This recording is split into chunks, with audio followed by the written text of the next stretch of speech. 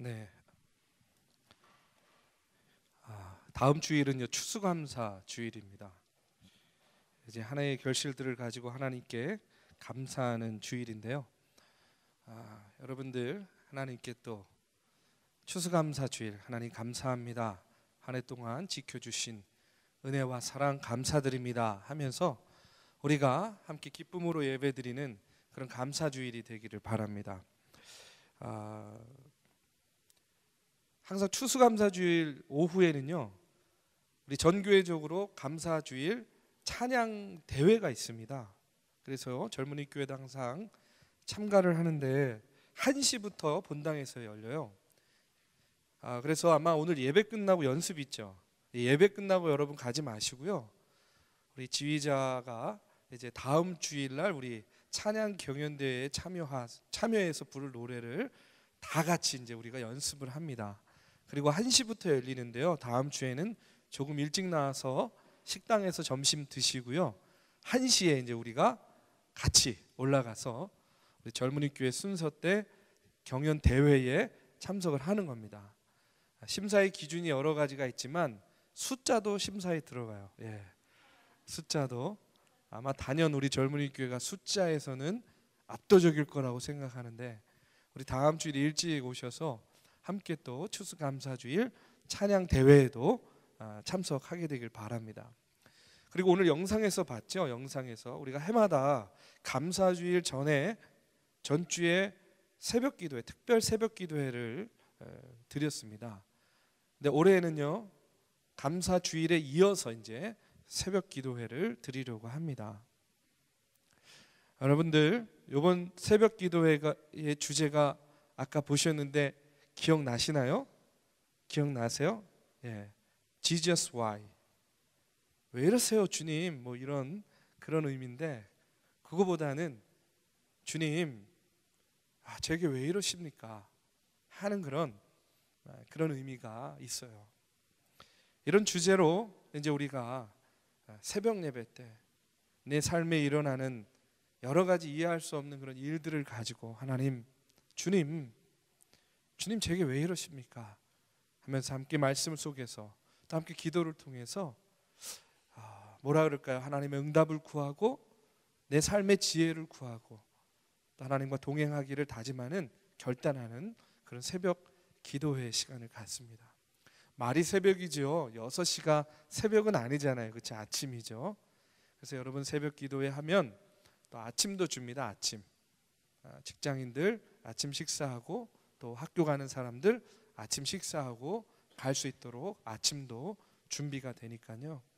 여러분들 많이 참석하셔서 함께 기도하면 좋겠습니다. 여러분 우리가 살면서 주님, 하나님 제게 왜 이러세요? 하나님 왜 저한테 이런 어려움을 주시는 거예요? 이렇게 항변할 때가 있어요. 그렇죠? 여러분 그렇지 않습니까? 그런 상황들, 그런 환경에 우리가 처할 때가 있다는 거예요. 아까 영상에서도 봤지만 내 삶에 내가 도저히 이해할 수 없는 일들이 나에게 자꾸 경험되어지는 거예요. 내 삶의 주변에서 벌어지는 거예요. 그럴 때 왜 이러세요 주님? 하나님 도대체 왜 이러세요? 우리가 안타까운 마음 가운데에 이렇게 하나님께 항변할 때가 있습니다. 저도 오늘 말씀을 준비하면서 대학생 때 또 청년회 때 이렇게 한번 돌아봤어요. 근데 여러 가지 일들이 있었지만 그 중에서 대표적인 그런 일들 몇 가지를 이야기하자면 저는요 대학교를요 4년 내리 다녔어요. 보통은 저희 때 2년을 다니고요 남자들은 군대를 갑니다. 그리고 이제 복학생, 복학생이 되어서 나머지 2년을 다니고 그 다음에 뭐 대학원을 간다든지 사회로 진출한다든지 그렇게 해요. 근데 저는 대학을 4년을 그냥 다녔어요. 그 이유가 뭐였냐면 저희 집이 고등학생 때 이민 신청을 했어요. 아버님 미국에 계시고요. 그래서 이민 신청을 한 것이 금방 나올 줄 알았어요. 비자가. 그래서 코앞에까지 왔어요. 그러면 이제 이민 가겠구나 이렇게 생각하고 군대를 안 갔어요. 그런데 비자가 안 나오는 거예요. 3학년이 돼도 4학년이 돼도 여전히 안 나오는 거예요. 어떻게 해요? 졸업하고 1년을 더 보냈어요. 그래도 안 나와요. 이민 신청이 돼 있으니까 다른 어떤 선택도 할 수가 없는 거예요.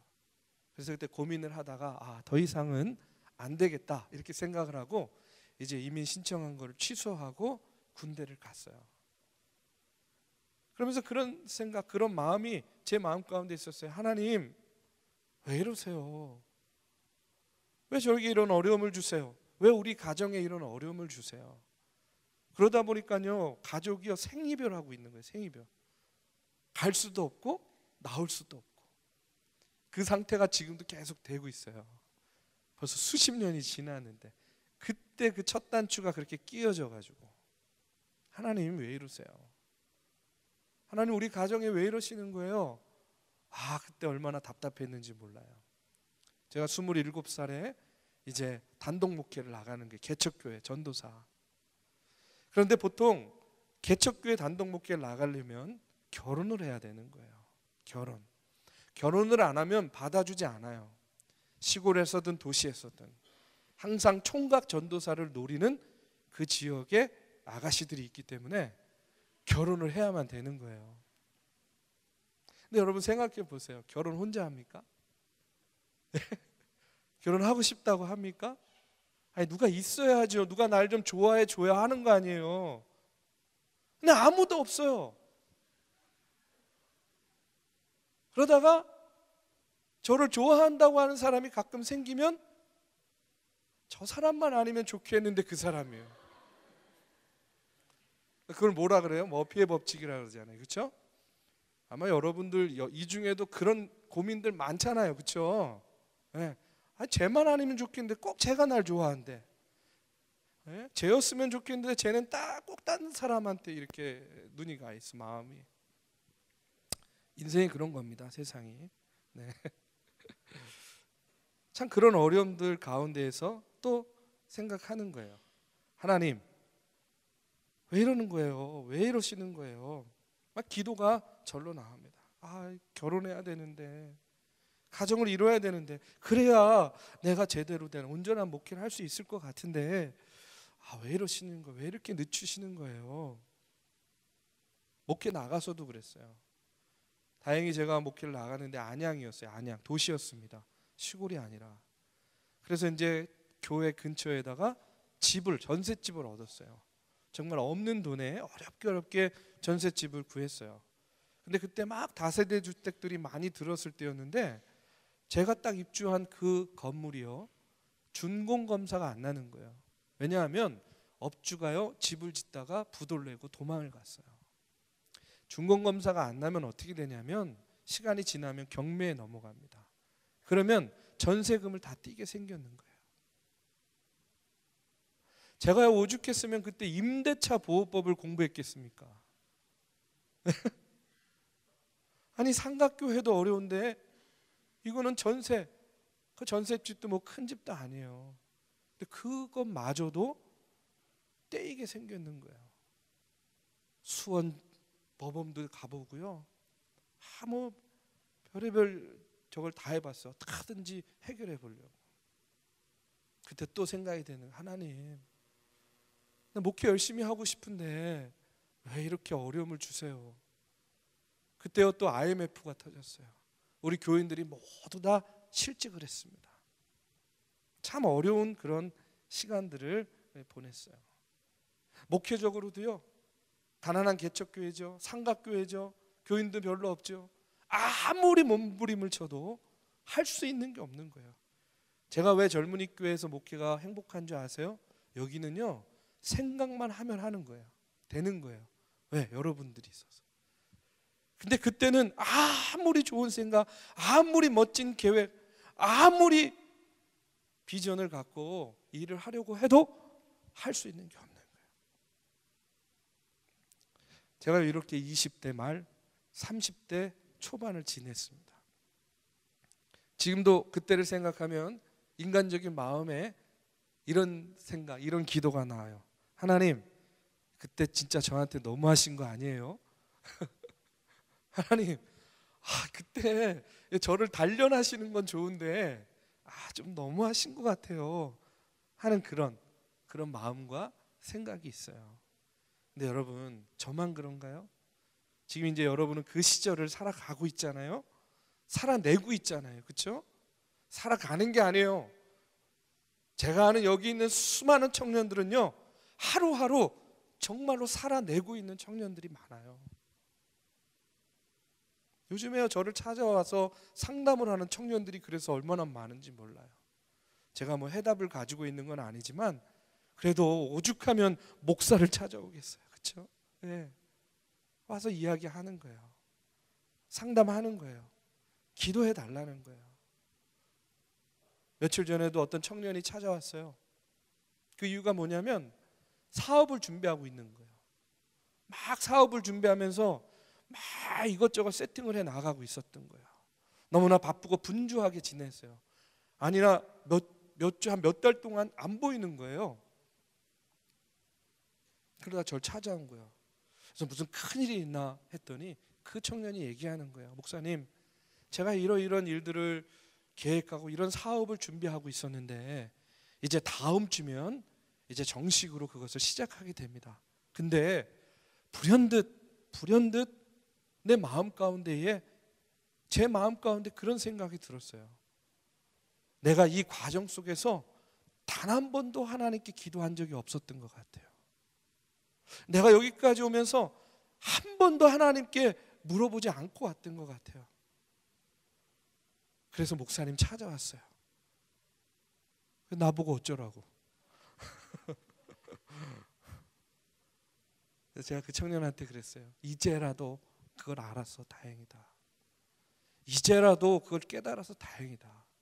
네가 이제라도 하나님 의지하려고 해서 다행이다. 그러면서 이제 기도해 줬어요.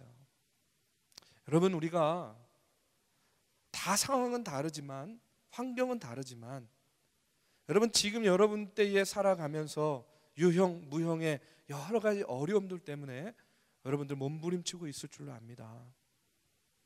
정말 바라는 마음이 있다면 우리의 삶 가운데에 참 우리를 어렵게 하고 힘겹게 하는 이런 삶의 장애 요소들이 없으면 참 좋겠는데, 여러분 그것은 우리의 바람일 뿐이죠. 누구나 예외가 없어요.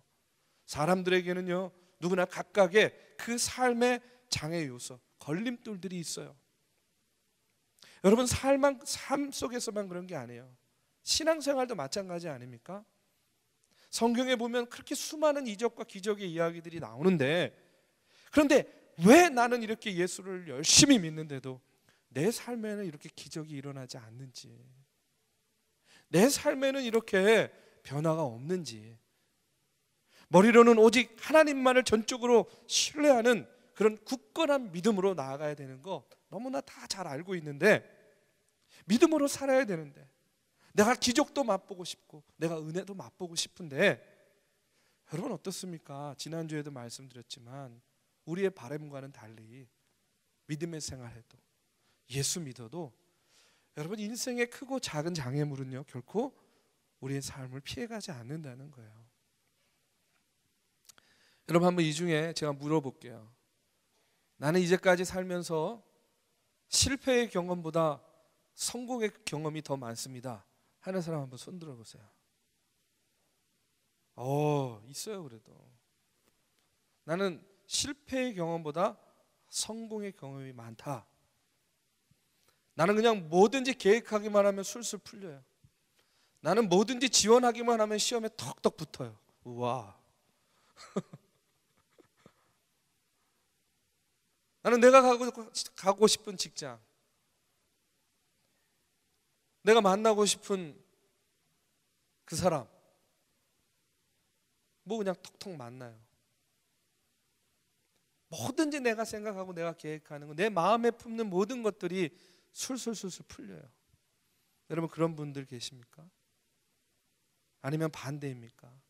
나는 내가 생각하는 것, 내가 계획하는 것 참 이룰 수 있을까 싶을 정도로 늘 언제나 막히고 잘 안 되고 쓰러지고 넘어집니까?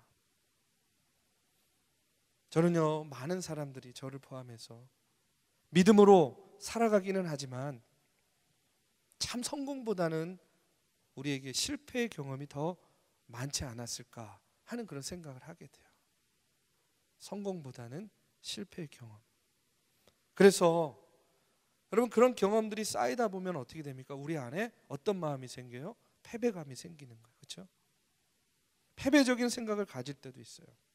내가 예수를 구주로 믿는 것 틀림없는데 지금껏 내 삶에 지나온 경험들을 보면 별반 달라진 것 없고 나아질 기미도 보이지 않고, 목사님한테 듣기로는 예배에 성공하는 사람이 자기 인생에서도 성공한다고 들었는데, 아니 요즘처럼 바쁘고 먹고 살기 힘든 시대에 어떻게 매번 주일을 성수할 수 있어? 여유롭지 않은 빡빡한 내 인생 속에서는 그렇게 살다가는 도리어 나는 실패하고 나는 도리어 큰 낭패를 볼지도 몰라 하는 그런 두려움들이 있어요. 성경에 보면 복 있는 사람은 악인들의 꾀를 좇지 아니하고 죄인들의 길에 서지 아니하고 오만한 자의 자리에 앉지 아니하고 오직 여호와의 율법을 즐거워하면서 그 율법을 주야로 묵상한다고 하는데, 정말 이렇게 성경대로 살면, 정말 이렇게 말씀대로 살면 정말로 하나님이 복을 주시는 거 맞나? 하는 그런 마음들이, 그런 의문들이 생겨요. 그런데요 여러분, 내가 이렇게 몸부림을 칠 때, 내가 이런 걸 가지고 정말로 마음에 몸부림을 칠 때요, 그 기회를 놓치지 않고 우리 마음 가운데 역사하는 것이 있어요. 그것이 누구냐면 바로 사단입니다. 바로 그런 가운데요 사단이 우리에게 역사를 합니다. 어떻게 역사하냐면 우리에게 의심의 마음을 품게 하는 거예요. 누구에 대해서 의심합니까? 하나님에 대해서. 누구에게 의심을 품게 합니까? 예수님에 대해서 의심하게 만드는 거예요. 그것 봐, 예수 믿어도 소용없어. 그것 봐, 예수 믿어도 똑같아. 그리고 이런 마음들이요 자꾸 커지는 거예요. 어떻게 커집니까? 소용없어 하다가 예수는 없어. 소용없어 하다가 하나님은 없어. 이렇게 하면서 우리의 믿음을 잃어버리게 만드는 거예요. 여러분 어떻습니까? 혹시 여러분들 이런 마음, 삶의 어려움들, 공경 속에서 내 마음에 하나님에 대한 믿음, 예수님에 대한 믿음이 여러분 흔들리고 있지는 않은지, 이 시간 한번 여러분 다시 여러분의 마음을, 하나님과의 관계를 한번 점검해 보시기 바라요. 제가 신학생 때 읽었던 책 중에 폴 리터라는 조직 신학자가 쓴 그런 책이 있었어요. 근데 이 책의 제목이요, 한국어 번역판이 오직 예수 이름으로만이라는 제목이에요. 오직 예수 이름으로만. 그런데 이 오직 예수 이름으로만이라는 이 제목 뒤에 마침표가 찍느냐, 물음표가 찍느냐, 이것 때문에요 신학생들이 막 그때 논쟁하고 그랬어요. 물음표야? 아니야 마침표야. 그때 왜 그랬나 몰라. 이게 뭐가 그렇게 중요하다고. 근데 가만히 생각해 보니까, 여러분 생각해 보세요. 오직 예수 이름으로만 하고 마침표가 찍히는 것과 오직 예수 이름으로만 하고 이렇게 물음표가 찍히는 것은요 너무나 다른 거예요. 완전히 다릅니다. 그 의미가 마침표냐 물음표냐에 따라서 완전히 달라지는 거예요. 여러분의 믿음은 어때요, 여러분? 오직 예수님의 이름으로 살아가야 되는 거 알아요. 그런데 지금 내 믿음은 오직 예수 이름으로만 하고 마침표가 찍혀 있습니까? 아니면 오직 예수 이름으로만? 이런 물음표 가운데 여러분 신앙생활하고 있냐는 거예요. 여러분, 우리가 예수를 믿는다는 것은요 단순히 예수님의 이름을 믿는다는 것, 그것이 아니에요. 우리가 예수를 믿는다는 것은요 그것보다 더 깊고 더 큰 의미가 있습니다. 갈라디아서 2장 20절의 말씀에 보면 제가 너무나 좋아하는 그런 말씀이에요. 제 삶의 근간이 되는 말씀인데, 여러분 우리가 예수를 믿는다는 것이 어떤 의미가 있는지요 우리 한번 같이 고백을 해보도록 하겠습니다. 한번 읽어보겠습니다. 자, 시작. 내가 그리스도와 함께 십자가에 못 박혔나니 그런즉 이제는 내가 산 것이 아니요 오직 내 안에 그리스도께서 사신 것이라. 이제 내가 육체 가운데 사는 것은 나를 사랑하사 나를 위하여 자기 몸을 버리신 하나님의 아들을 믿는 믿음 안에서 사는 것이라. 여러분, 우리가 예수를 믿는다는 것이 어떤 의미입니까? 나를 위해서 심지어는 뭘 버리셨어요? 자기의 몸을, 목숨을, 생명을 버린 그 주님을 믿는 거예요. 여러분, 나를 위해서 자기의 생명까지 버린 그 주님께서 나를 위해서 못하실 일이 뭐가 있겠냐고요. 못하실 일이 뭐가 있어요? 생명까지 버리신 분인데 여러분 믿으십니까? 제가 어젯밤에 집에 들어가가지고 보니까 큰아이는 자고 있어요. 이미 골아 떨어졌어요. 근데 작은 아이가 아직 잠자리에 들지 않았어요. 그래서 이제 재우려고 같이 잠자리에 들어서 이야기 나누는 거예요. 오늘 엄마한테 많이 혼났어? 혼났대요. 3번 두드러 맞았대요. 형하고 많이 싸웠어? 싸웠대요. 그래서 이제 농담 삼아서 형 없으면 좋겠어? 너 형 없으면 형 찾고 슬퍼하잖아.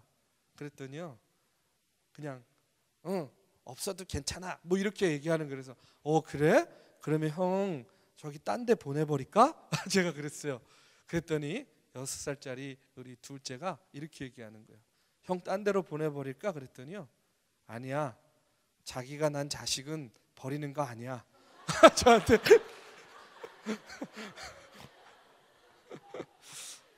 그렇구나.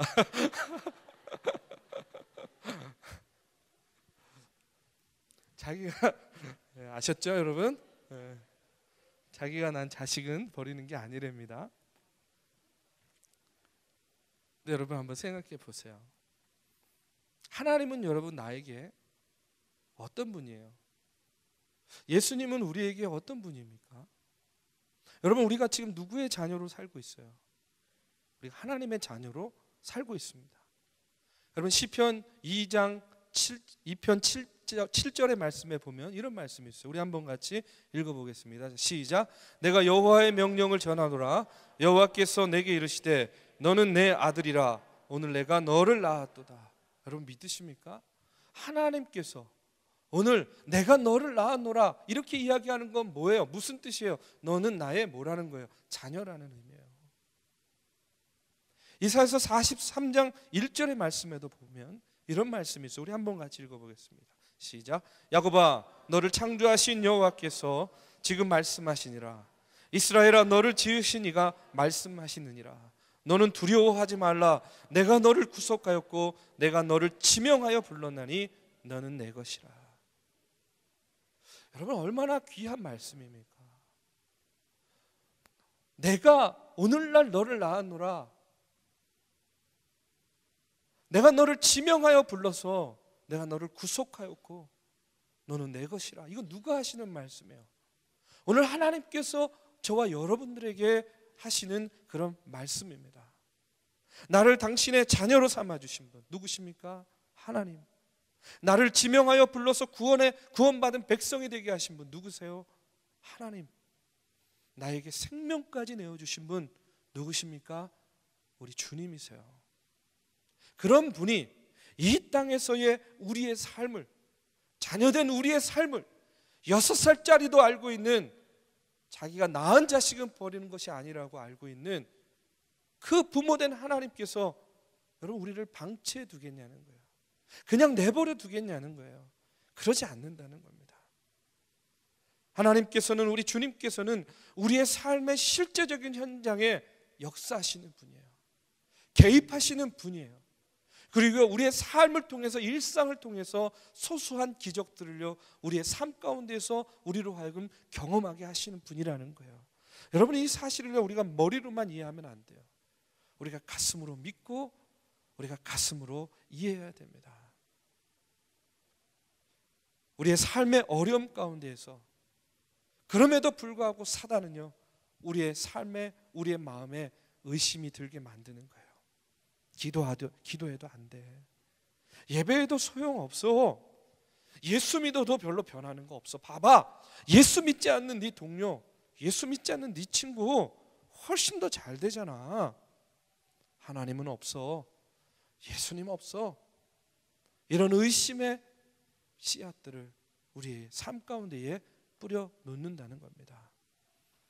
여러분, 우리가 어려움 가운데 이런 시험이 있다면, 이런 마음의 요동이 있다면요, 야고보서 1장 6절의 말씀에 우리가 귀를 기울여야 됩니다. 우리 한번 읽어보겠습니다. 자, 시작. 오직 믿음으로 구하고 조금도 의심하지 말라. 의심하는 자는 마치 바람에 밀려 요동하는 바다 물결 같으니 이런 사람은 무엇이든지 죽게 얻기를 생각하지 말라. 뭐라고 이야기합니까? 뭘 버려라? 의심을 버리라는 거예요.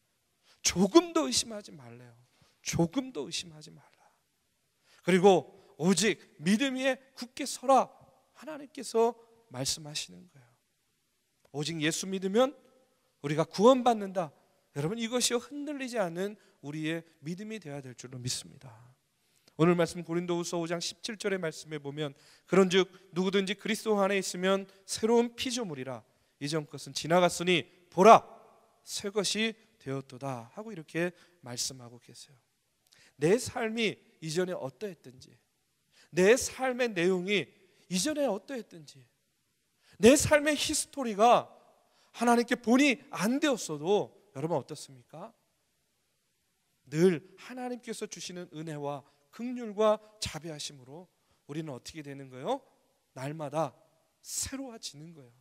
여러분 믿으세요. 여러분 예배를 통해서 여러분 새로워지는 겁니다. 여러분의 영혼이 새로워지는 거예요. 여러분의 심령이 정결함을 입게 되는 겁니다. 사단은 자꾸 이전의 실패의 경험들을 끄집어내고요, 이전의 아픈 기억들을 통해서 소위 말해서 새 것이 아닌 헌 것의 삶을 살도록 자꾸 우리를 유혹하는 거예요. 미혹하는 거예요. 요한복음 1장 12절의 말씀에 보면 뭐라고 되어 있습니까? 영접하는 자 곧 그 이름을 믿는 자들에게는 하나님의 자녀가 되는 뭘 주셨다고 해요? 권세를 주셨다고요. 예수 믿고 하나님의 자녀가 되는 권세를 주셨는데 사단은요 자꾸 과거의 일들, 자꾸 부정적인 일들, 자꾸 실패의 경험들을 통해서 우리로 하여금 어떻게 한다고요? 의심하게 만드는 거예요. 우리로 하여금 하나님을 의지하지 않고 세상을 의지하게 만드는 거예요. 우리로 하여금 하나님의 가치를 바라보는 것이 아니라 세상의 가치를 바라보게 하는 거예요. 여러분 독일의 대문호인 괴테의 파우스트라는 그런 희곡이 있습니다. 이 책의 내용은 어떤 거냐면 이런 거예요. 간단하게 얘기하면 이 주인공 파우스트가요 철학, 의학, 신학 여러 가지에서 다방면으로 지식을 소유한 그런 박사였습니다. 그런데 그의 삶에는 언제나 갈증이 있는 거예요. 갈증이에요. 그때에 사탄이 접근합니다. 그래서 아주 놀라운 그런 흥정을 하는 거예요. 어떤 흥정이냐면 이런 거예요. 24년 동안 부귀영화를 누리게 해주는 대신에 그 다음에 사탄이 생명을 걷어가겠다 하는 그런 딜을 하는 겁니다. 파우스트는요 이 사단과의 은밀한 거래를 수용해요. 여러분 어떨 것 같아요? 여러분은 홍보마 어떨 것 같아? 네, 됐습니다.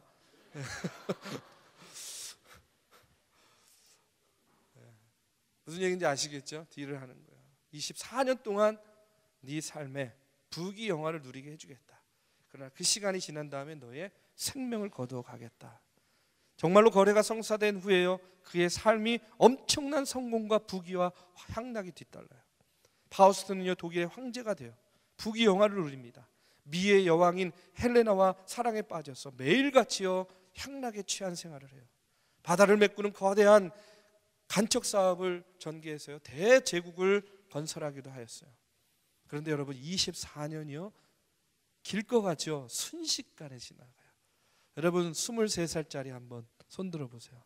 나 지금 23살이에요. 예. 여러분 조금 있으면 금방 저 됩니다. 저같이. 예. 제가 지금 47이에요. 예. 23살짜리들 조금 있으면 저같이 돼요. 24년 훅 갑니다. 그냥.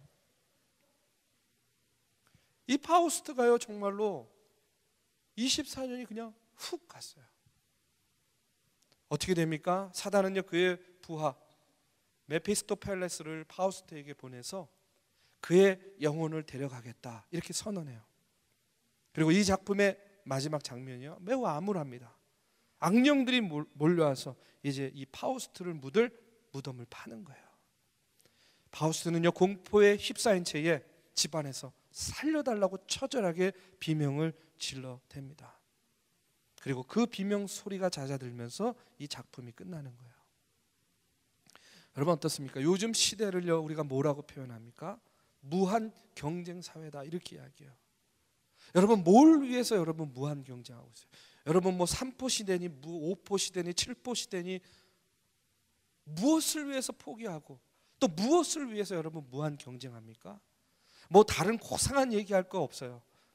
보다 나은 삶을 위해서.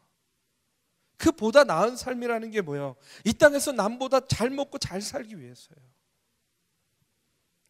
정말로 이 땅에 많은 사람들이요, 파우스트처럼요, 자신의 영혼을 파는 행위도 나의 보다 나은 삶을 위해서라면 이런 명분으로요 서슴없이 하고 있어요. 무한 경쟁 속에서 하나님의 가치가 아니라 세속적인 가치를 바라보면서 거기에 마음을 빼앗긴 채로 살아갑니다. 여러분 우리 크리스찬들도요 자유롭습니까? 자유롭지 않아요. 지난주에 몇몇 가까운 동료 목사들과 같이 식사를 했어요. 여러분 목사들이 만나서 식사하면서 무슨 얘기할 것 같아요? 교회 얘기합니다. 성도 얘기하고. 그러면서 어떤 얘기를 했냐면 이런 현실적인 이야기들을 가지고 고민해 봤어요. 저도 마찬가지예요. 제가 목사지만 여러분들에게 믿음을 강조하잖아요. 어떤 상황과 환경 가운데서도 흔들리지 않는 믿음을 가지고 믿음을 지켜라 이렇게 이야기를 하잖아요. 그런데 사실 목사인 제가 봐도 오늘날의 시대가 정말로 총체적인 그런 위기 가운데 살아가고 있잖아요. 청년들 얼마나 어렵습니까? 금융위기, 경제위기, 사회 정치 위기, 민족의 위기, 세대 간의 위기, 계층 간의 위기, 얼마나 많아요. 그런데 이런 위기 가운데 살아가는 우리들에게 필요한 것이 뭐냐는 거예요. 이 당면한 위기를 어떻게 극복할 것인가에 대한 현실적인 처방을 좀 내려줘야 되는데 목사들이 할 수 있는 건 뭐밖에 없어요. 믿음을 지켜. 믿음으로 살아가. 사실요 이런 이야기를 하면서 저도 어떨 때는 공허할 때가 있어요. 야, 지금 내가 눈앞에 벼랑 끝에 서 있는데 맨날 믿음을 지키라고만 이야기를 하는 것이 그의 삶에 얼만큼 도움이 될까? 좀 더 현실적인 그런 대안들을 이야기해야 되는 거 아닌가? 너무나 지나치게 원론적인 차원에서 믿음을 강조하는 것, 성경에는 충실할 수 있어도 오늘날의 상황과는 너무나 동떨어진 그런 나이브한 말씀 선포가 아닐까? 이런 것들을 가지고요 같이 고민하면서 이야기를 나눴어요. 저뿐만 아니라 함께한 모든 목회자들이 현실과 또 우리가 그 믿음을 지켜나가야 되는 그런 이상 가운데에서 참 답답한 마음들을 그런 토로하는 시간이었습니다. 이제 헤어지고요. 이제 운전을 하면서 강변북로를 따라서 이렇게 운전하면서 오는데 제가 그때 깨달은 게 있어요. 어떤 깨달음이 있었냐면 운전을 하면서 차창 밖을 보니까 가로등이 쫙 불빛을 밝히고 쫙 있는 거예요. 강변북로에. 근데 그 불빛들을 바라보는데 이런 깨달음을 주시더라고요. 낮에는 눈에도 띄지 않던 가로등이요, 날이 어두워지니까 와, 저렇게 환하게 마음껏 자신을 드러내는구나, 이런 생각을 하면서 그래, 어둠이 짙어지면 짙어질수록 빛의 가치가 더욱 선명해지는구나 하는 그런 깨달음을 주셨습니다. 우리의 믿음의 생활도 그런 거지. 우리의 믿음의 생활도 그래야지. 우리가 위기를 만났을 때에 내 삶이 정말로 어둠과 같이 칙칙하고 어려움과 공경에 처했을 때 바로 그때가 내 믿음이 진정한 빛을 발하는 바로 그와 같은 때가 되겠구나 하는 그런 생각을 하게 되었어요. 여러분, 여러분의 삶이 어떤지 저는 세세하게 잘 모릅니다. 인생을 살아가다 보면요, 막힐 때가 있어요. 넘어질 때가 있어요. 예기치 못한 어려움 가운데 몸부림치게 되는 그런 상황들이 있어요. 하는 것마다 실패합니다. 고꾸라집니다. 넘어집니다. 만나는 사람들마다 관계가 깨어지고 실망합니다. 내가 바라는 것은 어찌도 그렇게 안 되는지, 그런데 어찌도 내가 원치 않는 것은 그렇게 내 삶 속에서 잘 일어나는지. 여러분, 그때에 내 마음 가운데에 하나님에 대한 그런 항변, 하나님, 주님, 저에게 왜 이러세요? 도대체 나에게 왜 이러세요? 하는 그런 마음의 흔들림이 있을 때에 여러분 기억하시기 바랍니다. 그때가 바로 기회라는 거예요. 저와 여러분의 믿음을 가늠할 수 있는 기회입니다. 내 안에 있는 예수님, 내가 믿은 예수님, 내가 붙잡고 가는 그 예수님이 드디어 빛을 환히 밝힐 수 있는 그런 기회임을 여러분 기억하시기 바랍니다. 교회에 나와도요, 교회 어른들도 선배들도 요즘같이 어려운 때는 믿음만 가지고는 안 된다라고 이야기해요. 신앙생활도 중요하지만 적당히 세상과 타협하면서 살아야 된다, 이렇게 이야기합니다. 사단도 점점 내 마음에 의심을 싹트이고 점점 내 믿음이 흔들리게 만들어요. 교회에 가는 발걸음이 무겁습니다. 교회에 가려고 하고 내가 예배 드리려고 하면 꼭 드리지 못할 상황과 환경들이 나에게 다가오게 됩니다. 그런데 바로 그때가 우리의 믿음이 진가를 발휘하는 때입니다. 위기의 때야말로 오히려 우리의 믿음의 진정성을 시험해 볼 수 있는 때라는 거예요. 오늘 본문 15절 말씀에 보면 이런 말씀이 나옵니다. 우리 한번 같이 읽어보겠습니다. 15절입니다. 자, 시작. 그가 모든 사람을 대신하여 죽으심은 살아있는 자들로 하여금 다시는 그들 자신을 위하여 살지 않고 오직 그들을 대신하여 죽었다가 다시 살아나신 이를 위하여 살게 하려 함이라. 여러분, 한마디로 요약하면 이게 무슨 말입니까? 우리를 위해서 죽음까지도 감수하신 예수를 위해서 살자 하는 그런 의미예요. 우리를 위해서 죽음까지도 감수하신 예수를 위해서 살아야만 됩니다. 그것은 예수의 이름만을 믿자는 것이 아니라 예수님의 그 삶을 따라서 살자는 그런 의미예요. 여러분, 위기로 가득 찬 이 어두운 시대의 한복판에서요, 예수의 이름만을 붙잡고 가는 것이 아니라 예수의 삶의 내용들을 우리가 따라 나아갈 때요, 우리의 삶이 날마다 새로워질 줄로 믿습니다. 예배를 통해서, 기도를 통해서, 말씀을 통해서 여러분 이전의 삶이 어떠하든지 매일매일의 삶이요 리셋되는 거예요. 리셋되는 거예요. 다시 시작하는 거예요. 새로워지는 거예요. 그리고 내 마음 가운데에 하나님에 대한 의심을 심어놓는 그런 사단의 권세 앞에 이전 것은 지나갔으니 보라, 내가 새 것이 되었노라 당당히 선포하면서요, 여러분 새로운 믿음과 새로운 마음과 새로운 다짐과 새로운 가치를 가지고요, 여러분 어렵지만 청년의 때를 당당히 살아가시기를 주님의 이름으로 축원합니다. 이 시간에요, 우리 함께 찬양하고 기도하는 시간 갖겠습니다. 어렵습니다. 힘듭니다. 내 마음 가운데 스물스물 의심의 기운이 자라나기 시작합니다. 사단의 유혹과 미혹이 내 마음을 흔들려고 할 때에 여러분 내 마음을 온전히 붙잡으시기 바랍니다. 나는 주님 안에서 새로워집니다. 나는 예수 믿음으로 새로워졌습니다. 여러분, 흔들리지 않는 이와 같은 믿음을 가지고 주님 앞에 설 때에 주님께서 우리를 대신해서 세상과 싸워 주실 줄로 믿습니다. 이 시간에 다 자리에서 일어나셔서 함께 찬양하겠습니다. 세상의 유혹 시험이 내게 밀려올 때에 나의 힘으로는 이길 수 없습니다. 나의 힘으로는 감당할 수 없습니다. 그런데 이길 수 있습니다. 어떻게 이깁니까? 우리 주님이, 우리 하나님이 아들아, 사랑하는 내 딸아, 몸부림칠 것 없어. 왜? 전쟁은 너의 것이 아니야, 나의 것이야. 나에게 맡겨.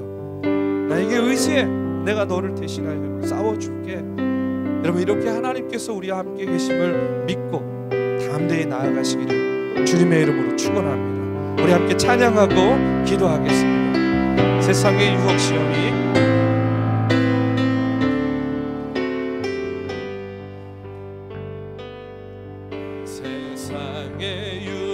시험이 내게 몰려올 때에 나의 힘으론 그것들 모두 이길 수 없네. 거대한 폭풍 가운데 위축된 나의 영혼 어찌할 바를 몰라 헤매이고 있을 때 우리 다 같이 찬양합니다. 주를 찬양,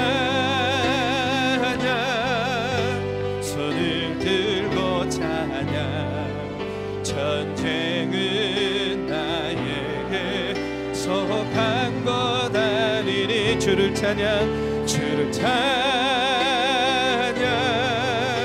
손을 들고 찬양. 전쟁은 하나님께 속한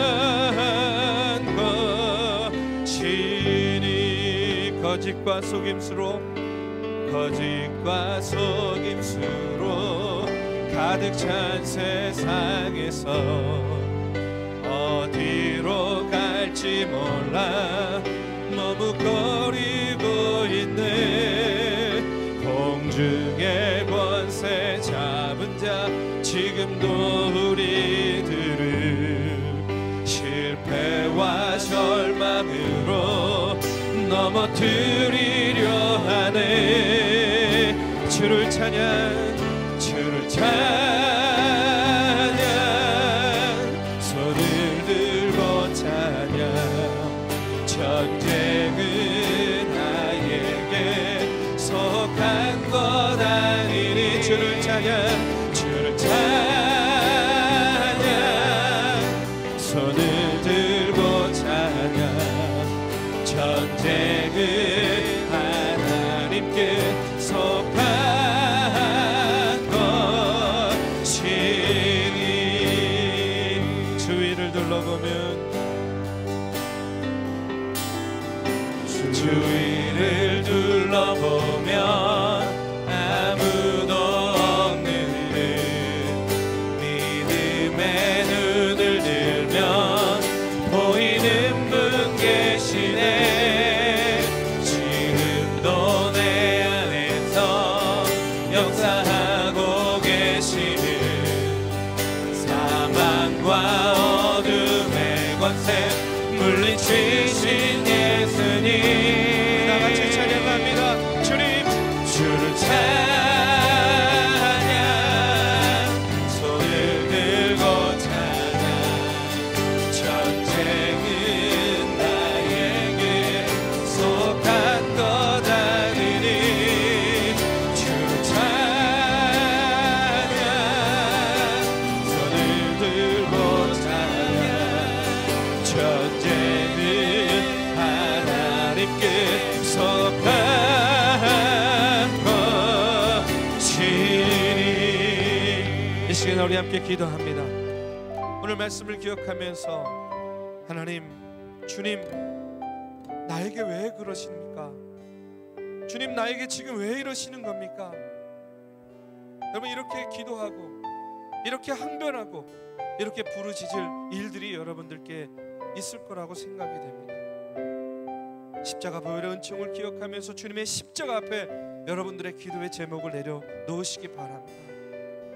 그리고 이 시간 간절한 마음으로 하나님께 묻고 또 물으시기 바랍니다. 하나님, 왜 제게 이러시는 겁니까? 하나님의 뜻이 무엇입니까? 하나님, 나에게 깨닫게 하시고자 하는 바가 무엇입니까? 하나님, 나의 삶을 인도하시고자 하는 하나님의 뜻과 계획이 무엇입니까? 주님, 깨닫게 하여 주세요. 알려주세요. 의심 없이 주님 바라보며 나아가게 하여 주시옵소서. 이 시간에 여러분 간절히 기도하실 때에 주의 성령께서 저와 여러분의 마음을, 우리의 심령을 만져 주실 줄로 믿습니다. 이 시간에 우리 다 같이 통성으로 함께 기도하겠습니다. 하나님 오늘도 아버지 하나님의 주의 전에 나와 예배하며 아버지 하나님 주신 말씀 기억하며 아버지 하나님 나를 위하여 죽기까지 사랑하시고 아버지 하나님 나를 위하여 당신의 아들을 보내주시고 아버지 하나님 나를 사랑하셔서 너는 내 아들이라 너는 내 딸이라고 말씀하시는 그 하나님 주시고 함께하여 주시옵소서. 부족하고 연약합니다. 하나님의 이름을 부르며 아버지 기도합니다. 간구합니다. 부르짖습니다. 하나님 나한테 왜 그러시는 겁니까? 하나님 내 삶에 왜 이러시는 겁니까? 하나님 제게 왜 이러시는 겁니까? 하나님 내 가정에 하나님 내 일터에 하나님 나의 학교 가운데 왜 아버지 하나님이 왜 이러시는 겁니까? 주여 아버지 하나님의 뜻을 알게 하여 주시옵소서. 하나님의 뜻을 깨닫게 하여 주시옵소서. 아버지 하나님이여 내 마음 가운데에 아버지 감당할 수 없는 아버지 하나님의 시험 가운데에 하나님에 대한 믿음이 흔들립니다. 아버지 하나님에 대한 믿음이 아버지 하나님의 의심으로 바뀌어지고 있습니다. 아버지 하나님의 확신이 아버지 하나님의 의문으로 바뀌고 있습니다. 주여 나를 붙잡아 주시옵소서. 아버지 하나님의 사단이 내 마음 가운데에 아버지 심어놓는 의심의 아버지 찌꺼기들을 깨끗하게 아버지 제하여 주시고 하나님의 하나님의 인도하시는 믿음과 확신을 가지고 아버지 한 걸음 한 걸음 나아가고 인도하여 주시옵소서. 오늘도 사랑하는 내 아들아 사랑하는 내 딸아 내가 너를 지명하여 불러나니 너는 내 아들이라 너는 내 딸이라 너는 나의 자녀라고 하시는 하나님의 음성을 듣게 하여 주시고 전쟁은 너에게 속한 것이 아니라 전쟁에 더 이상 세상 속에서 몸부림치지 말고 나를 의지하여 나에게로 와라. 나를 붙잡아라. 아버지 하나님 나를 품어주시는 그 하나님을 바라보며 나아가는 귀한 믿음의 자녀들 되도록 주님 아버지 하나님 인도하여 주시옵소서. 오 주님 아버지 하나님 주님만을 바라봅니다. 주님을 찬양합니다. 주여 주를 찬양 손을 들고 찬양 전쟁은 나에게 소복한 곳 아니니 주를 찬양 손을 들고 찬양 전쟁은 하나님께 속한 것이니.